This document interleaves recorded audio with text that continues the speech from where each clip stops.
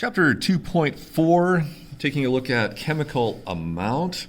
But before we do that, we should just quickly review a couple of things on significant digits and measurement when we're taking a look at this. You'll find more detail on that in Appendix F of your textbook on page 814. So when measuring, and we do have a lot of analog measurement, much like using a ruler in chemistry. All of your glassware has gradations and stuff like that on it in order to interpret and estimate volumes and so on and so forth. So not a lot of digital materials or digital measurement devices at our avail. So when measuring, remember that one additional digit beyond the scale is to be estimated. Okay, so it's not just the numbers you see on the scale. You can also estimate in between, in that tiny little space in between.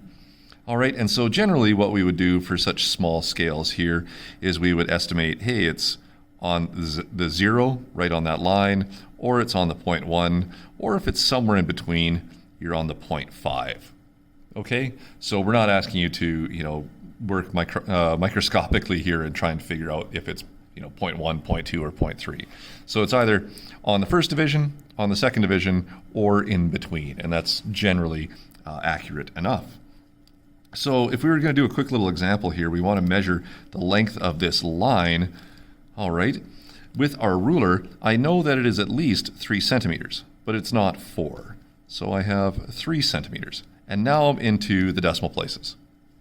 When I take a closer look, it's greater than 0.1, seems to be right on 0.2, and then not on 0.3. So I know it's at least 3.2. Now if I try and take a closer look, maybe I'll use a straight edge here, and I can see there's 0, there's 0.1, there's 0.2, and it seems to terminate right at 0.2. It's not in between, and it's not on the third one. So I would estimate that last digit, and the last digit I estimate is that it is a 0. So I had tenths of a centimeter listed on this scale, but I can always estimate the 100th place. Okay, so please remember that when we do get back to lab and you're working with some other measurement tools. The other thing that we have to talk about here is when to round, how to round, and how many digits am I supposed to state. We will see this from time to time, especially into molar mass. When adding or subtracting numbers, it is not significant digits that limits the final answer. It is the fewest number of decimal places. So if we take a look at this example here, you can see that we have 1 decimal place, we have 2 decimal places, and we have 3 decimal places. When I put this through my calculator, I get all of this, but I have to limit to the fewest number of decimal places. And so I would limit to that one. A 0, of course, rounds me down, and so 19.1 is my best answer. In other ones, when we're multiplying, dividing, so when we get into stoichiometry or some of the formulas and what do I want to say, the factor label methods of, let's say, dealing with stoichiometry, gas laws, and so on and so forth, multiplication and division, rooting, and some of those other formulas or operations will come into play. And when dealing with those ones, all right, it is your least precise measurement, which is the fewest significant digits that would limit your final answer. So in this next example, you can see 3 significant digits, no zeros there, 4 significant digits, and 2 significant digits. When you run this multiplication and division order of operations through your calculator, it spits out, oh my goodness, it's like a chemistry teacher. It just keeps on talking, it never shuts up.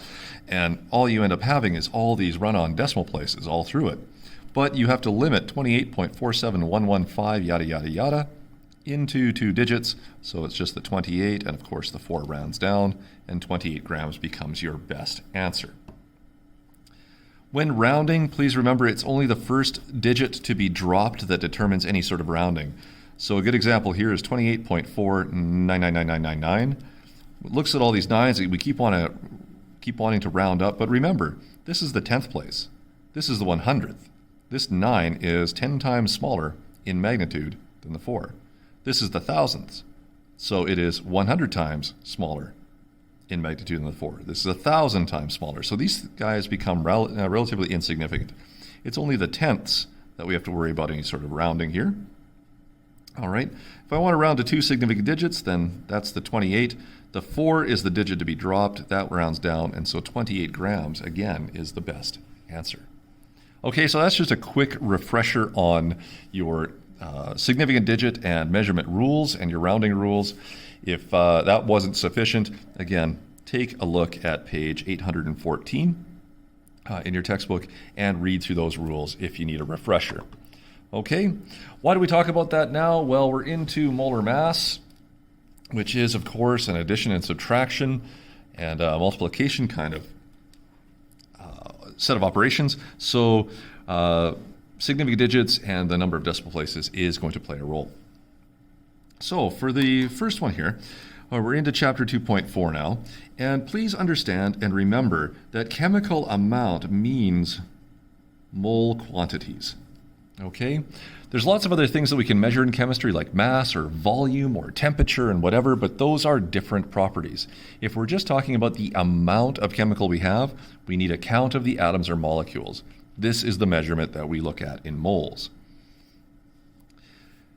But counting atoms is not really, well, it can be quite difficult. You're talking about massive numbers of particles that could take lifetimes to count. So while it is truly a count, we need a way, or a much more convenient way, of determining quantity. The first and easiest way is to figure out how many moles of a particle would be in a certain amount of mass. And so we call this conversion molar mass. For my formula friends, that is given the variable capital M. But really, this is just the mass of 1 mole of a particular substance measured in grams. So the units of molar mass are usually in grams per mole. All right. Now, 1 mole of sodium has a mass of 22.99 grams. This is the number that we typically see from our periodic chart. Sorry for the angle. All right, so sodium, if I give you a 1 mole quantity of sodium, would weigh 22.99 grams on a scale. So any multiple of 22.99 grams is really just a multiple of moles. If, however, I give you a mole of nitrogen gas, which is diatomic, if you go take a look at the periodic chart again, nitrogen, for each atom of it, so if I give you 1 mole of nitrogen atoms, it will weigh 14.01 grams on a scale. If, however, though, I give you nitrogen molecules, which are N2, it would be double this amount. And so that's why we see the molecular molar mass of nitrogen being 28.02. A mole of water has a mass of 18.02 grams. How did I get that? Well, water is H2O, so I have 1 mole of oxygen atoms in a mole of water. And I have 2 moles of hydrogen. So 2.02 plus another 16 gives me 18.02. So it's the sum of all the various atoms I have in that quantity. And the last one basically just says I'm fat. All right, so again, these are some pretty big numbers here, but when talking about atoms and molecules, we get to some very realistic and surprisingly small numbers for mass.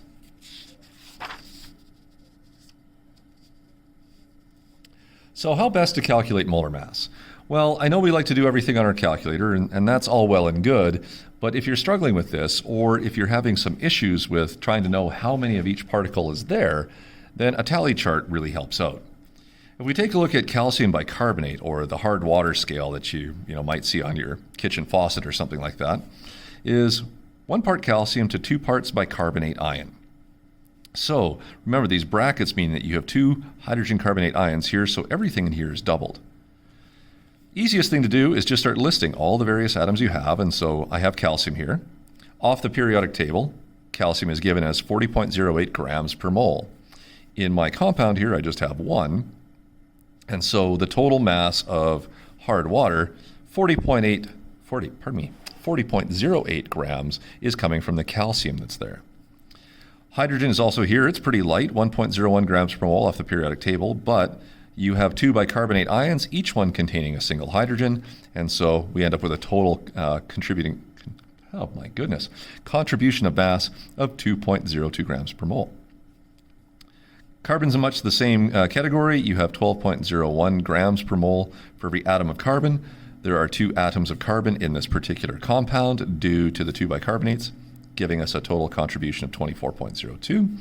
And then oxygen is 16 grams per mole, 3 in every hydrogen carbonate ion. There are 2 hydrogen carbonate ions for a total of 6, which gives us 96 grams per mole.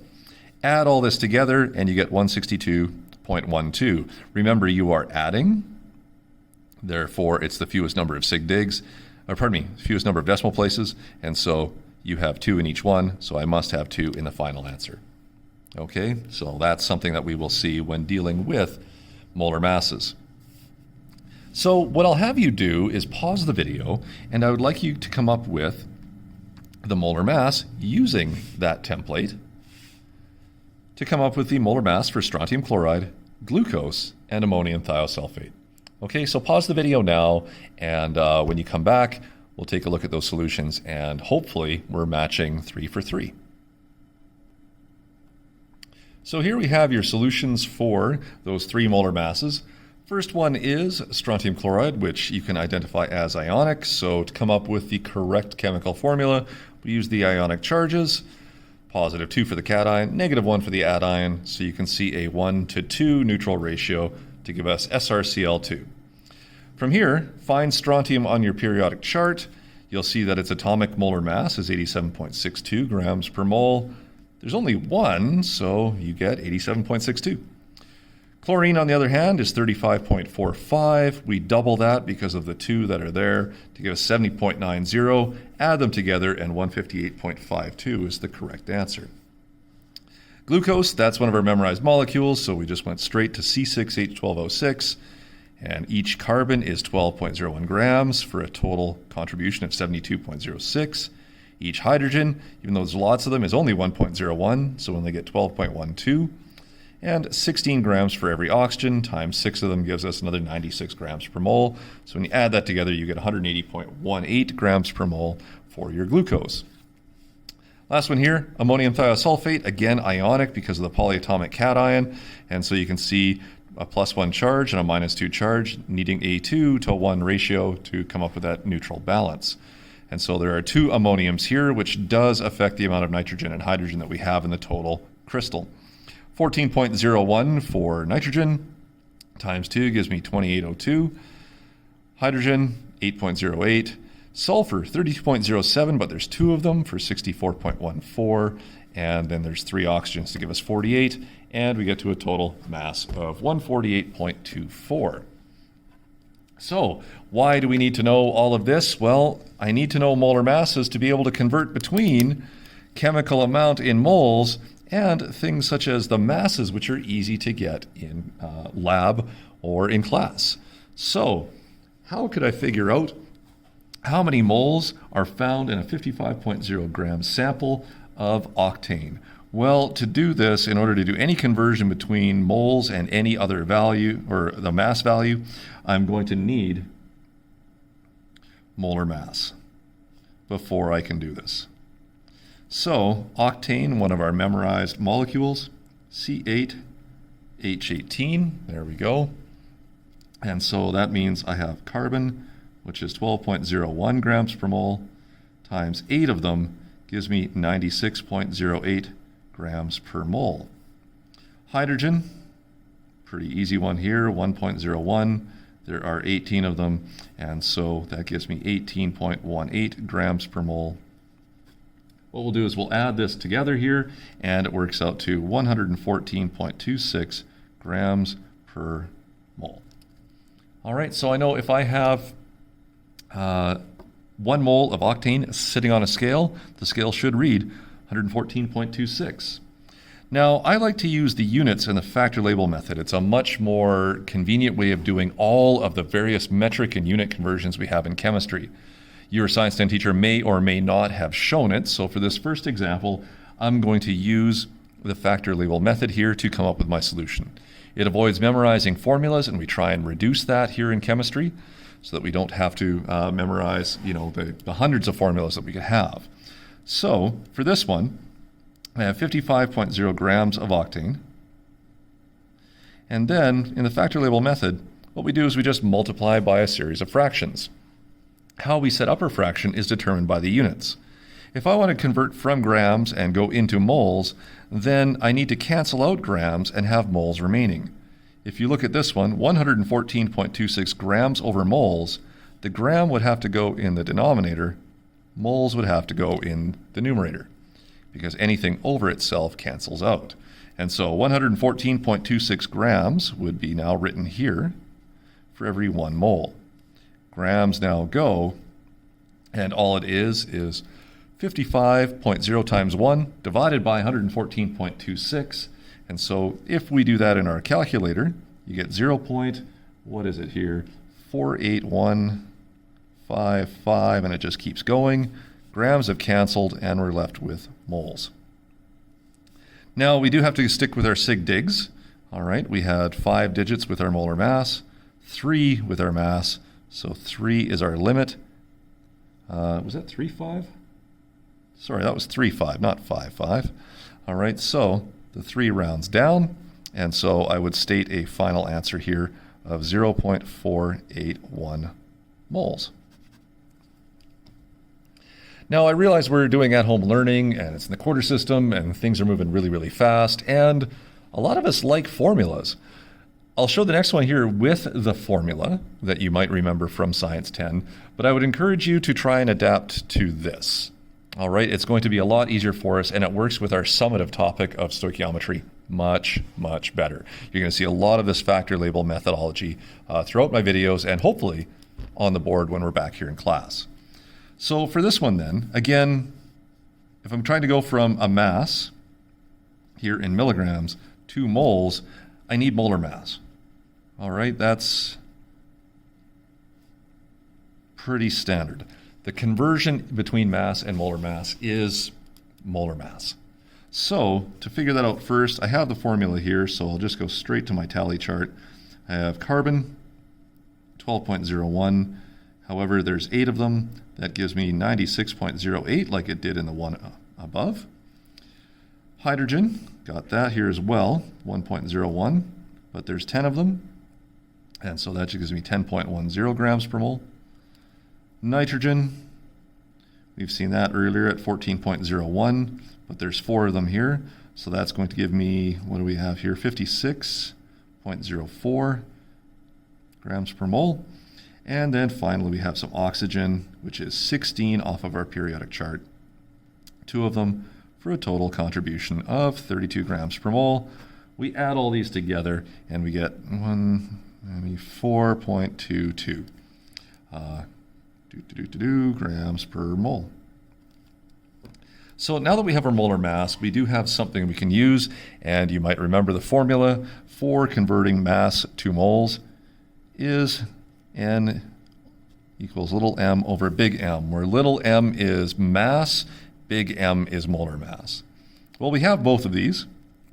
The mass that we have is 5.00 milligrams, and the molar mass is 194.22 grams per mole. So, something to be aware of in your formulas or in the factor label method, the metric prefixes do survive the operation. So if I use these numbers as is, only the gram would cancel and I'd be left with millimoles. And that's fine, that's a metric measurement that we can use. Or if you don't like that, convert milligrams to grams, and then you don't have to worry about that one. So this gives us a final answer here of N being equal to 0.025744 millimoles, or if you would convert it to grams here or convert this to moles, we'll probably have to use scientific notation now of 2.57 times 10 to the negative 5 moles. All right, both would be acceptable answers. Most of us would stay in standard units. Okay, I hope those 2 examples make sense to you. Don't let the metric system or anything like that get in the way. That's a prerequisite skill that every single one of you guys possess. All right, so if that's getting in the way, start looking at the metric system practice in the appendix and make sure that you're asking for some help when we get a chance to meet again.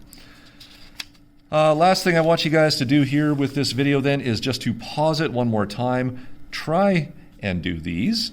Okay, all I'm doing is asking you to go the other way. So you can use the formula and some algebra, or if you like, you can try the factor label and just let those units drive your solution. Hopefully you've seen both in Science 10 All right, but if not, give it a try with whichever way you like best. Pause the video. When you're done those, you can compare to the answers that I'll have here on the screen. So here you go. This is calculating the mass from a mole quantity. Again, I need molar mass before I can ever hope to convert between mass and moles. So for acetic acid, you work that one back to its CH3COOH arrangement. And so figure out all of the contributions, and we get 60.06 grams for every 1 mole of acetic acid. You can see that I have 7 moles, so I'm going to have a lot more than this mass on a scale. 7.65 moles times the molar mass, but this time I want moles to cancel, and I want to be left with grams, so I arrange it this way with grams over moles, so that moles being over itself, like any other operation, can cancel out, and you get 459.459 grams. You have a 3-digit limit. The 4 rounds down to 459. All right, one more for the formula aficionados here. So I have 50.0 millimoles of carbon dioxide. And so carbon dioxide is just CO2. We know that one. Figure out your molar mass to be 44.01 grams per mole. N equals M over big M is the formula, but of course I need to isolate for mass. So I need to multiply both sides of this equality by molar mass to rearrange the formula for the mass of carbon dioxide. It just becomes moles times molar mass, so 50.0 millimoles times 44.01 grams per mole. Only the mole would cancel because any sort of metric differences will still exist. And so this gives us 2,200.5 milligrams, which would have to be turned into scientific notation, or you could convert millimoles to moles or milligrams to grams, and the answer would be 2.20 grams. Okay, so that's molar mass and molar mass conversions. Read page 55 to 57. There's a few more examples in there. You'll want to take a look at those, and I think you should find sufficient practice on page 57 as well. The answers to those will be found on D2L in the answer key part of the Science 10 review. Okay, good luck with it, guys. We'll see you next time for Chapter 2.5.